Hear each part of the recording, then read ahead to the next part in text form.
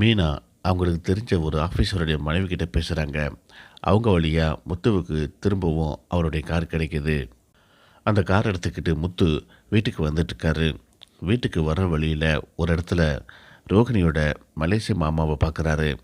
அவர் கையில் ஒரு ஆட்டை பிடிச்சிக்கிட்டு கையிலேயே கட்டிக்கிட்டு நடந்து போயிட்டுருக்காரு. என்ன இது, பார்லர் அம்மாவுடைய மலேசிய மாமா இங்கே போயிட்டுருக்காரே அப்படின்ட்டு காரை நிப்பாட்டிட்டு முத்து கீழே இறங்கி, யோ மலேசிய மாமா அப்படின்னு கத்துறாரு. முத்துவோட சத்தத்தை கேட்டு அந்த மாமா திரும்பி பார்க்குறாரு. முத்துவை பார்த்துட்டு அதிர்ச்சியாகி நிற்கிறாரு. யோ இரியா இந்த வரேன் அப்படின்னு சொல்லிட்டு முத்து கிட்டக்க போகிறாரு. அதுக்குள்ளே அந்த ஆட்டோ ஓட்டிக்கிட்டு அந்த மலேசிய மாமா வேகமாக ஓட ஆரம்பிக்கிறாரு. நீ எங்கே போனாலும் உன்னை இன்றைக்கி விட போகிறதில்ல, இந்த வாரம் இரு அப்படின்னு சொல்லிட்டு பின்னாடியே முத்து வச்சிட்டு போகிறாரு.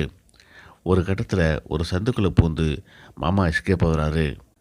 அட பாவிகளா, இந்த மலேசிய மாமாவும் செட்டப்பு தானா, பார்லரம்மா இன்றைக்கி இருக்கும் உனக்கு அப்படின்னு சொல்லிட்டு வீட்டுக்கு போன முத்து எல்லாருக்கும் முன்னாடியும், இன்றைக்கி நான் வர்ற வழியில் பார்லர் அம்மாவுடைய மலேசிய மாமாவை பார்த்தேன் அப்படின்னு சொல்லிட்டு முத்து சொல்கிறாரு. இதை கேட்டு ரோஹிணி ரொம்ப பதட்டமாகறாங்க. இவன் என்ன சொல்ல போகிறானோ தெரியலையே அப்படின்னு சொல்லிட்டு முத்துவோட முகத்தை பார்க்குறாங்க. என்னாச்சுப்பா, என்ன சொன்னார் அப்படின்னு சொல்லிட்டு விஜய் ஒரு பக்கம் கேட்குறாங்க.